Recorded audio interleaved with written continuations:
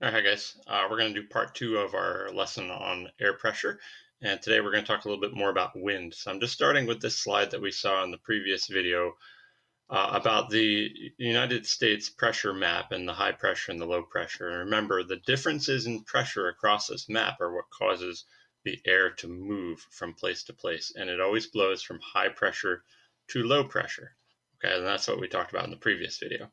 Now, with that in mind, we can talk about wind on a regional scale, like we saw in that map, or across a whole entire continent. Or we can talk about it on a more local scale, like within a few feet or within a few miles. Okay, and that's what I want to focus on first. Let's start with the local idea, and then we'll move to the regional after that. So, inside of your room, most likely not necessarily now because it's relatively warm outside, but in the wintertime when your heater is going, you have warm air that is becoming less dense. And remember, when it's less dense, it has less pressure and it rises because it's less dense, gets to the ceiling, and it starts to cool off. And maybe there's a cold window on one side of the room, and that cold window is going to help cool off the air too. And then it sinks back down again as it becomes more dense and colder. And then you have this convection within your room.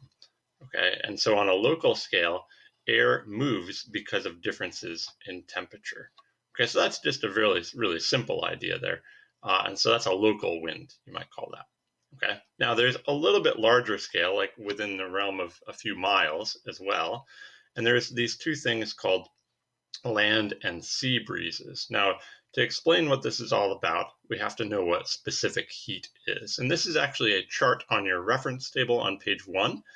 And I'm not going to zoom in on this necessarily because you can look at this yourself, but there are a bunch of materials that are listed here, and each one of them has a number that goes along with it. And at the very top of the list, you'll see liquid water. Okay, so what does this chart really indicate? Specific heat is the amount of energy that you need to raise the temperature of this substance 1 degree Celsius. So, in other words, if you have a higher number, it takes a lot of energy to warm it up. So, if you think about liquid water has the highest on the list, and it is the highest in general. Water has a really high specific heat, which means it takes a lot of energy to warm it up. Think about a big pot of water on your stove. It takes like a good 10 minutes for it to actually start boiling, right? But if you were to put like a piece of metal or like a metal spoon on your stove, it would warm up really quickly. So metals tend to have a really low specific heat. Rocks tend to have a low specific heat. Okay, but water, liquid water, has a very high specific heat. So how does that relate to air and movement of air? Well, if there's differences in temperature, then there's going to be differences in pressure, which means there's going to be wind. So during the daytime, the land, if you're near let's say you're near the ocean or near a big lake like Lake Ontario, the land surfaces tend to heat up a lot faster because they have a low specific heat, whereas the water heats up really slowly. Like it takes a long time for you to be comfortable going swimming in Lake Ontario. Why? Because it's a big body of water and water takes a long time to heat up, right? So you might go swimming in Lake Ontario in July or August, right? But this land surface heats up really quickly. So the air above it is going to heat up really quickly. It's going to warm up during the day and it's going to rise because it's less dense. Then it's going to cool down over that colder body of water. As it becomes more dense, it sinks. And now we have this convection happening along the shore. And this is during the day when the sun is out, right? So this is called a sea breeze, like come get your summer, right? Sea breeze, you know the song. Anyway, maybe I'll insert that here. Sea breeze, come get your summer. From all the family, sea breeze, come get your summer. It's sea breeze. But the idea is a sea breeze is the air blowing off of the sea into land. It's always named after where it comes from. A wind is always named after where it came from. So it's a sea breeze during the day. Okay? Now, at night, let's turn the lights off. Now, check this out. Now we have the opposite going on. So what's going on here? Well, the land, because it has a low specific heat, cools down really rapidly. the water tends to kind of maintain the temperature that it had before. And so the water is actually warmer than the land. And so if you think about that, well, this warm water is going to warm up the air above it. It's going to become less dense. It rises, and then it cools over the colder land. And now we have an opposite convection cell going on here. And this is called a land breeze. Why a land breeze? Because it blows from the land out to the sea. Okay, so you're going to have to know that a sea breeze is during the day, kind of like if you were to go to Sea Breeze, like the amusement park, you would go there during the day, right? And a land breeze is at night. Okay, so you got to know that and why. All right. Now, this picture shows the exact same thing. I love this picture just because it adds in the high and the low pressure symbols into this. Low pressure because it's heating up, right? And low pressure is always associated with high temperatures. So it rises, becomes colder, and that high pressure that's building up here, it's going to spread out to low. It's going to sink, okay, because it's cold. And now we have high pressure sinking right here, and it pushes in towards land. That's called the sea breeze off of the sea. All right, this one, land breeze during the nighttime. Notice now we have colder land. It's actually higher pressure, pushes out to the ocean or the big lake, and now it rises off of the lake, and we have the opposite convection going on there. Okay? All right, now that's local wind. Now we're going to talk about regional wind. So regional wind is like across the continent, across several states, and we have these systems that move across the United States or across any continent, and those systems are going to bring different types of weather. Okay, so a low pressure system, which by the way, we saw this on the map before when we were looking at that map yesterday, this one right here. A low pressure system up there in the northeast is what we're talking about first. So let's start with low pressure. A low pressure area is a location where you have warm air. Remember, low pressure associated with warmer temperatures. It's also associated with more humid conditions. So anywhere you have low pressure, it tends to be warmer and it tends to be humid. Okay, now, if it's warm and humid, think about what the air is going to do when it's warm and humid. It's less dense, it's going to rise. And so you have all this air rising up.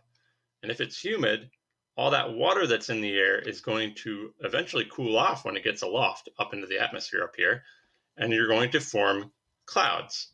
The water condenses as it cools down to the dew point, and now you have cloud formation.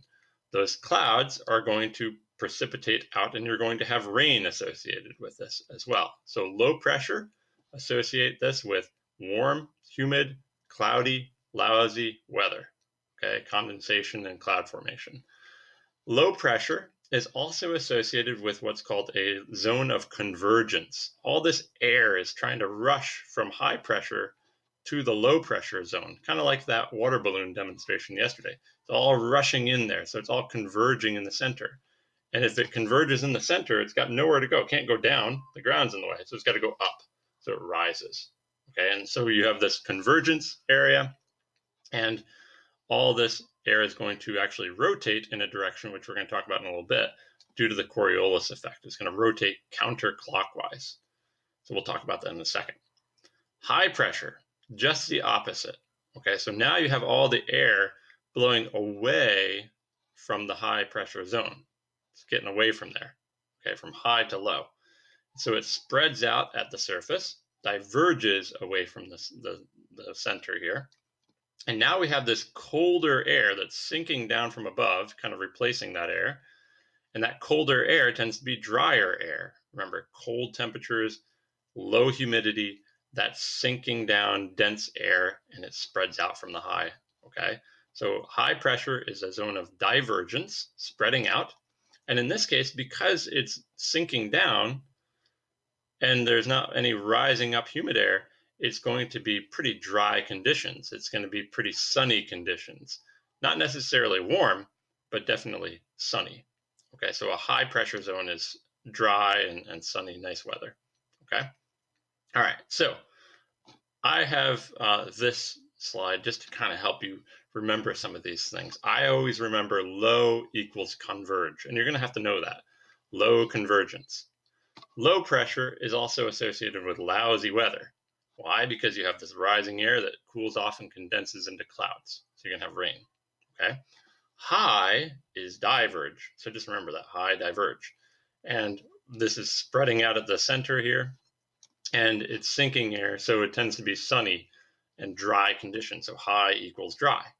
All right. So that's another thing to kind of remember. Keep that in your brain. It's just a nice trick to remember those two things and the difference between them. These pictures kind of show some of that stuff as well, as I was just showing you. This one's great. I like this because you can see the high pressure spreading out from the high, going towards the low. And notice the direction of rotation here. High pressure is clockwise, okay, going around like that. And low pressure is counterclockwise, going around like that. And that's another thing you're going to have to know. And this is true in the northern hemisphere. Well, why in the world is there any rotation in general? Why doesn't it just go straight from high right to low? Why does it curve around and then rotate like this? Why do low pressure systems rotate? Why do hurricanes, which are humongous low pressure systems, why do they rotate, spin around in a circle? And that's all due to the fact that the Earth is spinning, okay? And because the Earth spins, we're going to have this effect called the Coriolis effect, which hopefully rings a bell because we talked about the Coriolis effect when we were talking about ocean currents. Okay, so what's going on here? Well, remember, the Earth spins once a day, right? And because the Earth spins, things that are not directly attached to the Earth, like the air, okay, are going to be deflected in a path that curves either to the right or curves to the left. In the southern hemisphere, it goes to the left. In the northern hemisphere, it goes to the right. So just to kind of refresh your memory on the Coriolis effect, I'm going to play a video clip which actually has some of these pictures right here. So I'll play that right now. In the northern hemisphere, they spin counterclockwise. But if you were watching a storm in the southern hemisphere, you'd see it spinning clockwise. Why do storms spin in different directions depending on their location? And why do they spin in the first place? A storm's rotation is due to something called the Coriolis Effect, which is a phenomenon that causes fluids like water and air to curve as they travel across or above Earth's surface. Here's the basic idea. Earth is constantly spinning around its axis from west to east. But because Earth is a sphere and wider in the middle, points on the equator are actually spinning faster around the axis than points near the poles. So imagine you were standing in Texas and had a magic paper airplane that could travel hundreds of miles. If you threw your airplane directly northward, you might think it would land straight north, maybe somewhere in Nebraska. But Texas is actually spinning around Earth's axis faster than Nebraska is, because it's closer to the equator. That means that the paper airplane is spinning faster as well, and when you throw it, that spinning momentum is conserved. So if you threw your paper airplane in a straight line toward the north, it would land somewhere to the right of Nebraska, maybe in Delaware. So from your point of view in Texas, the plane would have taken a curved path to the right. The opposite would happen in the southern hemisphere. An object traveling from the equator to the south would get deflected to the left. So what does this have to do with hurricane spinning? Well, at the center of every hurricane is an area of very low pressure. As a result, the high-pressure air surrounding the center, or eye, of a storm is constantly rushing toward the low-pressure void in the middle. But because of the Coriolis effect, the air rushing toward the center is deflected off course. In the northern hemisphere, the volumes of air on all sides of the eye keep getting tugged slightly to the right. The air keeps trying to make its way to the middle and keeps getting deflected, causing the entire system to spin in a counterclockwise direction. In the southern hemisphere, where the Coriolis effect pulls air to the left, the opposite happens. Storms spin around the eye in a clockwise manner. Okay, so as it talked about in the video, remember all that air that's blowing into a low pressure system like a hurricane, it's all trying to get to the eye of the storm, to the center of the low pressure. But because the Earth spins, the air actually gets deflected to the right. All right, so this arrow that's going straight towards the eye gets deflected to the right. And so does that one. And so does that one. And eventually, because it's getting deflected to the right, it is going to turn that arrow to the right and then rotate around like this. Okay, so you have this counterclockwise rotation, and that's in the northern hemisphere.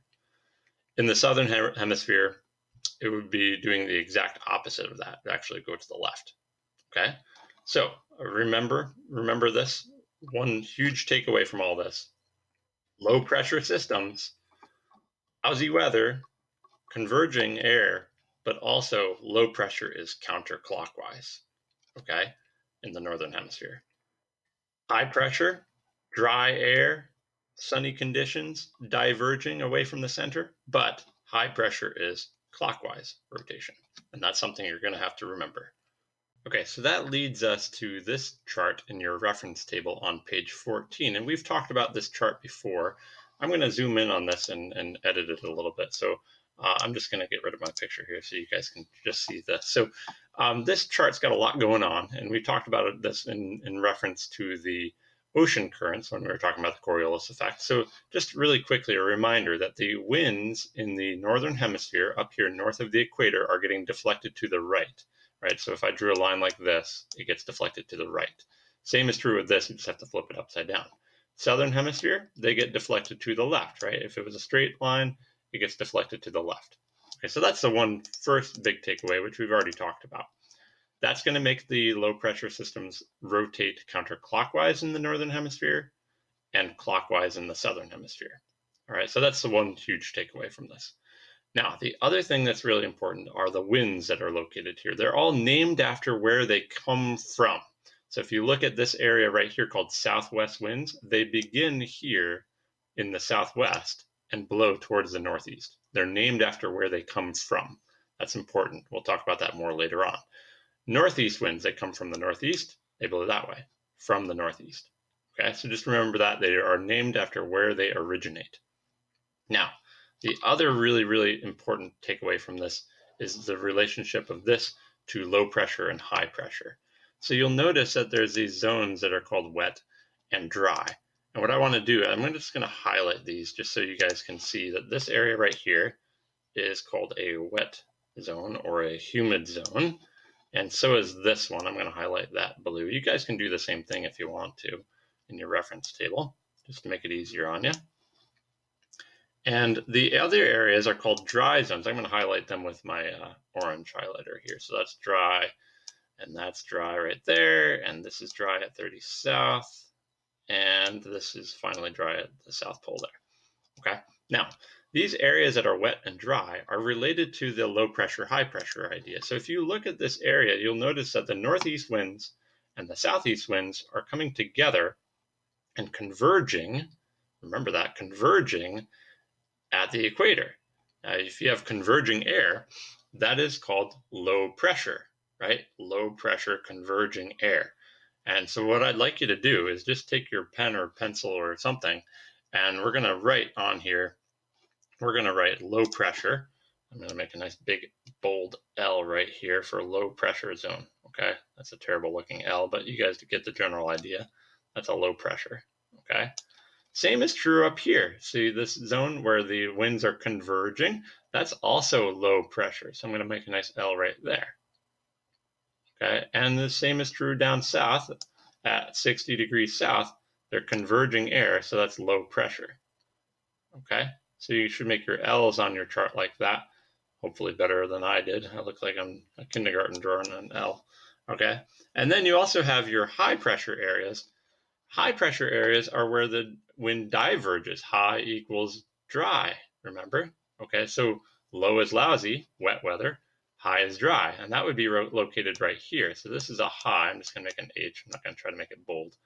Here is a high right here. And again, high diverge away from this North Pole, away from this 30 south. So that's an H right there as well.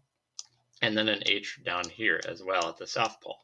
Okay, so think about this in terms of climate across the globe. If you think about where it's really humid, lots of rain, rainforest, that's the equator. Like the Amazon rainforest is located right on the equator. If you think about the world's deserts, well, like the Sahara is located right at this 30 north zone. So the climate of a location is related to the deflection of those winds away from those zones. This area heats up a lot, okay, at the equator. That's why this air is getting warm. That's why it's less dense. That's why it's low pressure. That's also why it rises. Okay, so if you look over here, low pressure, rising air, right, less dense. If it rises, it converges. Sorry, not converges. It condenses, forms clouds, and it rains in this zone. Okay, here it sinks back down again. That's going to be dry air. Here it's rising up, and here it's sinking down. So just relate the high pressure and low pressure ideas that we just talked about to this chart on page 14 of your reference table. Last thing, I'll just mention this really quickly. These things called the jet stream, they are drawn so that you're looking into the paper. And essentially what you're seeing is this wind going across the surface. It's high aloft up at the top of the troposphere, near the tropopause. These are really fast moving belts of wind, which are going to affect the weather in a certain location, especially in New York State. We're located at 43 degrees north. So the jet stream, the polar front jet stream, totally affects the weather that we get. We might get some weather out of the north, or we might get some weather out of the south, and it will be always changing because of the movement of this jet stream. There's also subtropical jet streams down here.